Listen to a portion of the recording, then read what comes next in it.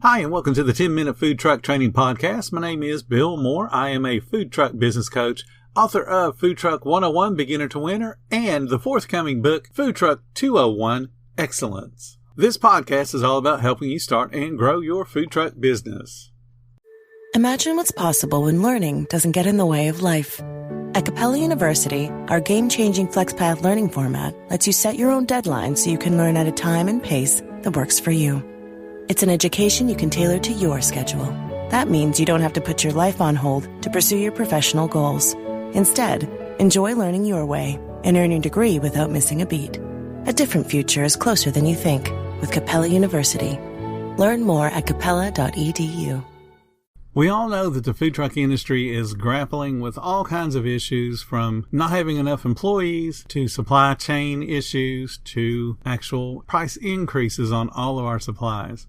But I don't want you to lose focus of the most important thing, and that is gaining revenue and gaining more guest base to your business. So we're going to talk about a few things you need to be focused on now. TikTok and just doing video in general. We all know social media is nothing new, but the social media platform TikTok, it's exploded recently in popularity. And many food trucks are starting to explore that platform as a way of advertising their business. All TikTok is short form video, and TikTok gives you a number of ways to filter and edit and add music and other cutesy little things to make your videos more interesting. The ability of TikTok to create a video that might go viral has meaning to your business.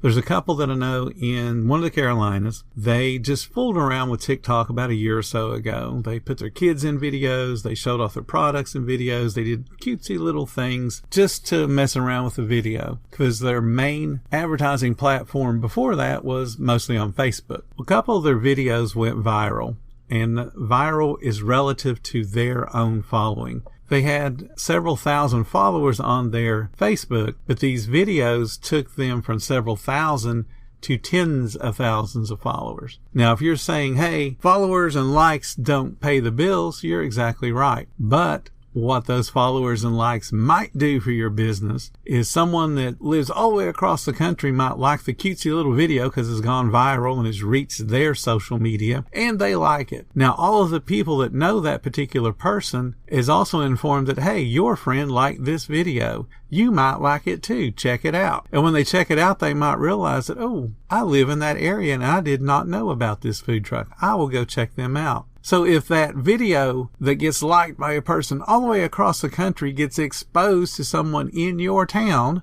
they now have an opportunity to come see your food and to sample your food.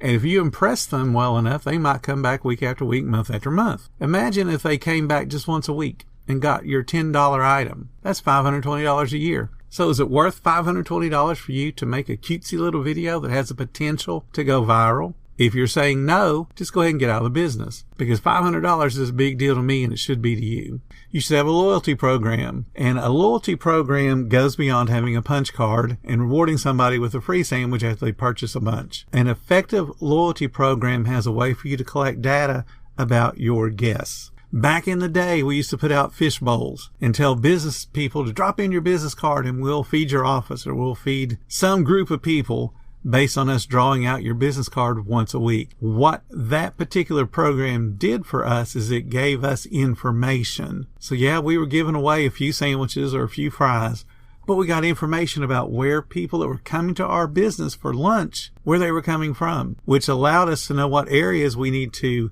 go reinforce, hey, we're still here. And it also exposed areas that we weren't getting people from, so we could go market to those areas. When you have information about where your guests come from, your marketing can get more targeted and more effective. So a loyalty program should give you the ability to at least capture their cell phone information, the email information, and maybe you'll get lucky and at least find out where they work and where their address is. But at least having the way to communicate via email or via text message is a way for you to stay the top of your guest's mind, because they're reminded constantly of, hey, this food truck's there and they care about my loyalty and my business. So have a loyalty program. Explore social responsibility.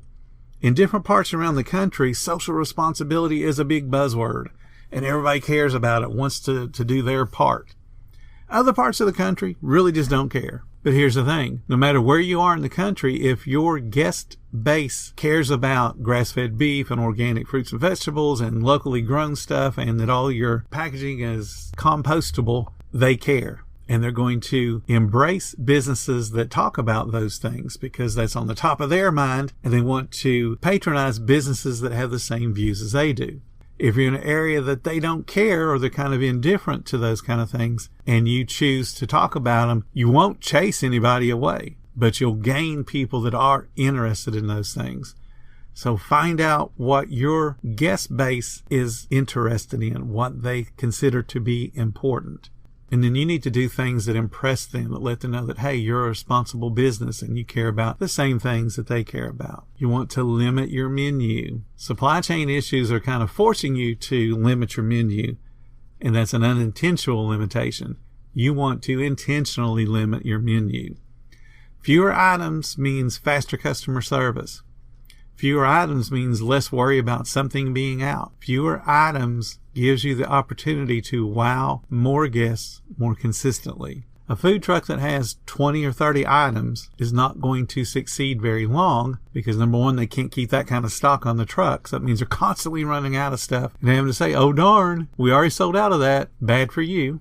Or they're going to have such ridiculously slow service times that they won't be able to build new business because they'll eventually run out of new guests to come try their food. And all the old people know they're too darn slow.